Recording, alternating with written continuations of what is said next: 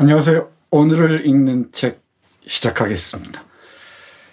네, 봄이 깊어지고 있는데 찬 기운이 아직도 남아 있습니다. 기분 때문일까요? 봄이 왔는데 아직도 봄이 온 것 같지가 않습니다. 저에겐 그런데 여러분은 어떤지요? 오늘은 아쿠타가와 류노스케의 작품 모음집 한 권 소개해드리겠습니다. 아쿠타가와 류노스케는 라쇼몽으로 워낙 유명한 작가죠.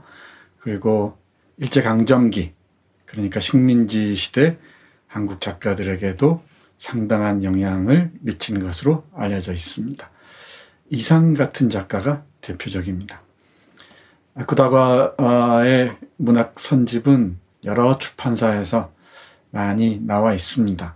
그런데 오늘 제가 고른 이 책, 송태욱 선생이 번역한 아쿠타가와 류노스케 선집이 아쿠타가와의 작품들을 가장 많이, 그리고 좋은 작품들 중심으로 골라 놓은 것 같습니다. 물론 아쿠타가와의 전집도 나와 있습니다만은 일반 독자들이 전집까지 들여다볼 필요는 없겠죠. 제 생각에는 이 책 한 권이면은 아쿠타가와의 문학 세계를 전체적으로 조감할 수 있지 않을까 생각합니다.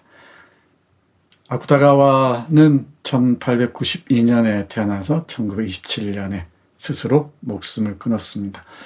목숨을 끊은 이유는 미래에 대한 막연한 불안 때문이었다고 얘기를 하죠. 일본 근대문학사에서는 아쿠타가와의 죽음을 하나의 획기적인 사건으로 받아들이는 것 같습니다. 다이쇼 시대가 막을 내리고 그야말로 이제 쇼와 시대, 전쟁으로 얼룩진 시대로 접어든다는 점에서 그렇습니다.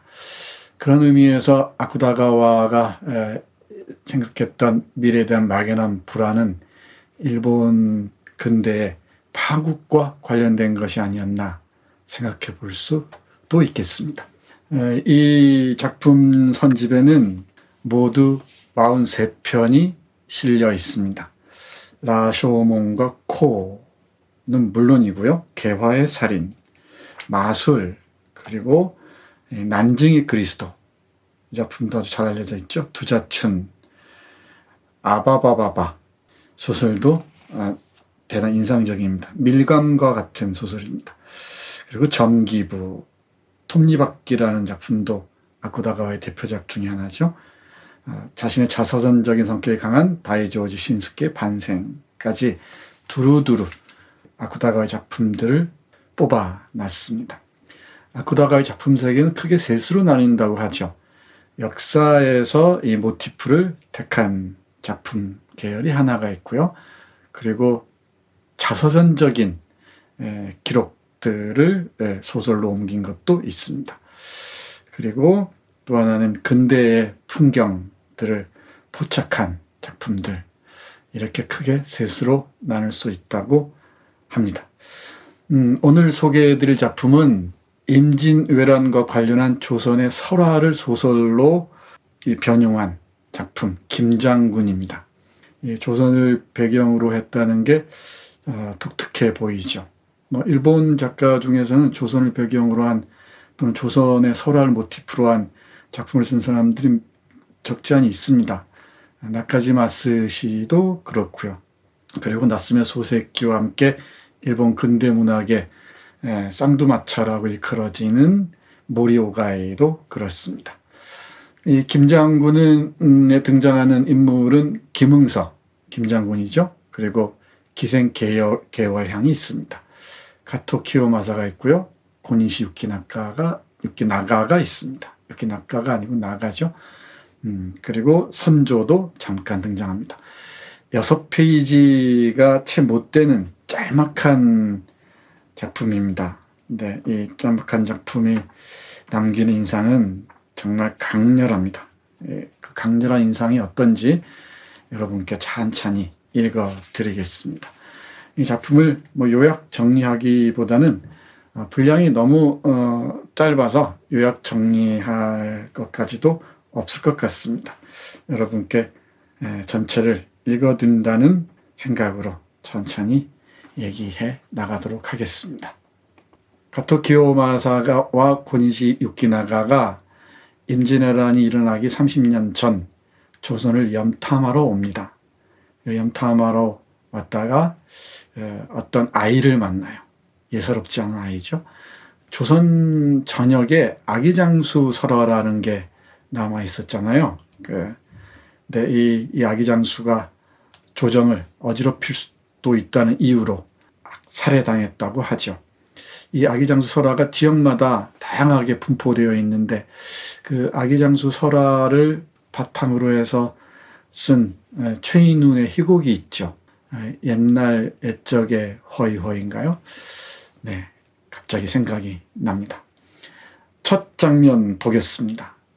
어느 여름날 삿갓을 쓴 스님 둘이 조선 평안남도 용강군 동우리의 시골길을 걷고 있었다. 이 두 사람은 단순한 행각승이 아니다. 실은 멀리 일본에서 조선이라는 나라를 염탐하러 온 희고의 영주 가토 키요마사와 세츠의 영주 고니시 유키나가다. 두 사람은 주위를 둘러보며 벼가 푸릇푸릇한 논 사이를 걸어갔다. 그러자 곧 길가에 농부의 자식인 듯한 아이 하나가 동그란 돌을 베개 삼아 새근새근 잠을 자고 있었다. 가토 키요마사는 삿갓 아래로 가만히 그 아이를 바라봤다. 예송이는 특이한 상을 하고 있군. 아키 키요마사는 두말 않고 베개로 삼은 돌을 걷어찼다. 하지만 신기하게도 그 아이는 머리를 흙에 떨어뜨리기는커녕 돌이 있던 허공을 베개로 삼은 채 변함없이 조용히 자고 있지 않은가. 확실히 이 애송이는 보통 놈이 아니야. 키요마사는 황갈색 승복에 감춘 개도 손잡이에 손을 댔다. 외국에 재앙이 될 만한 것은 싹부터 없애버리려고 생각한 것이다. 하지만 유키나가가 고웃음을 치며 키요마사의 손을 제지했다. 이 애송이가 뭘 할 수 있겠나. 무익한 살생을 해서는 안 되네. 두 스님은 다시 벼가 푸릇푸릇한 논 사이를 걷기 시작했다. 하지만 억세고 뻣뻣한 수염을 기른 아키 키요마사만은 아직 뭔가 불안한 듯이 이따금 그 아이를 돌아보았다. 네, 이렇게 시작합니다. 가토 키요마사와 고니시 유키나가 조선 평안도에서 염탐을 합니다. 염탐하다가 예사스럽게 보이지 않는 그런 아이를 만납니다. 근데 아이를 이 키요마사는 죽이려고 하죠. 근데 고니시 유키나가가 막습니다. 이 예송이가 뭘 할 수 있겠나 하면서 말이죠. 근데 뭔가 불안한 그림자가 따라오죠. 30년이 지났습니다. 그리고 이 가토 키요마사와 고니시 유키나가가 수많은 병사를 끌고 조선 팔도를 쳐들어오죠. 한양은 이미 함락됐고요.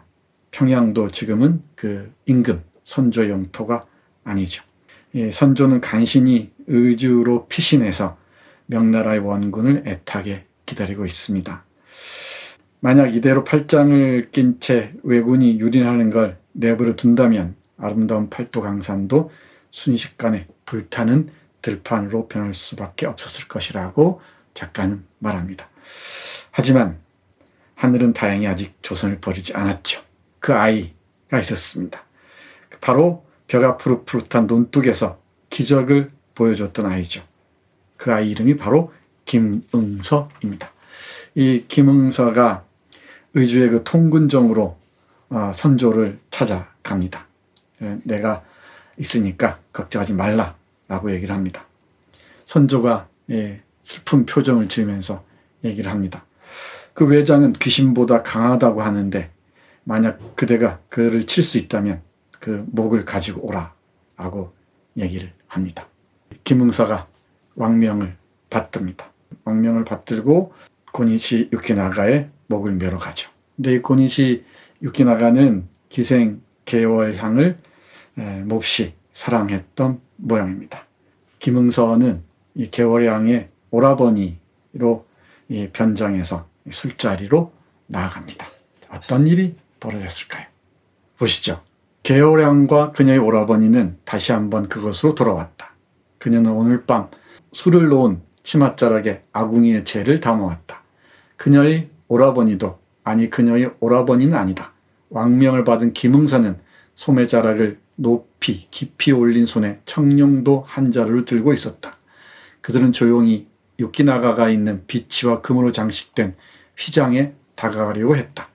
그러자 유키나가의 보검이 저절로 칼집에서 나오자마자 마치 날개가 돋은 것처럼 김장군 쪽으로 날아왔다. 하지만 김장군은 조금도 동요하지 않고 순간적으로 그 보검을 겨냥하여 침을 한번 뱉었다. 보검은 침 범벅이 되는 것과 동시에 순식간에 신통력을 잃었는지 바닥으로 뚝 떨어졌다. 김응선은 사납게 울부짖으며 청룡도를 한번 휘둘러 유키나가의 목을 베어 떨어뜨렸다. 하지만 이 무서운 외장의 머리는 분한 듯이 이를 악물고 원래의 몸으로 돌아가려고 했다. 이 괴이한 광경을 본 개호량은 치맛자락 안으로 손을 넣자마자 유키나가의 목을 벤 자리에 재 몇 줌을 뿌렸다.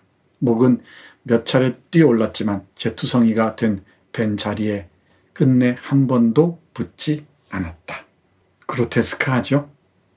설화에서나 가능한 얘기입니다. 민중들 사이에서는 이런 이야기들이 전해져 왔던 것 같습니다. 근데 이 유키나가는 목과 몸통이 분리된 채로 움직입니다. 이렇게 작가는 쓰고 있네요. 하지만 목이 없는 유키나가의 몸은 손으로 더듬어 보검을 집어드나 싶더니 김장군에게 그것을 내던졌다. 허를 찔린 김장군은 개호량을 겨드랑이에 낀 채 높은 대들보 위로 뛰어올랐다. 하지만 유키나가가 던진 보검은 공중으로 날아간 김장군의 새끼발가락을 베어 떨어뜨렸다. 아기 장수가 진가를 보이는 장면입니다. 그런데 여기서 끝나지 않습니다.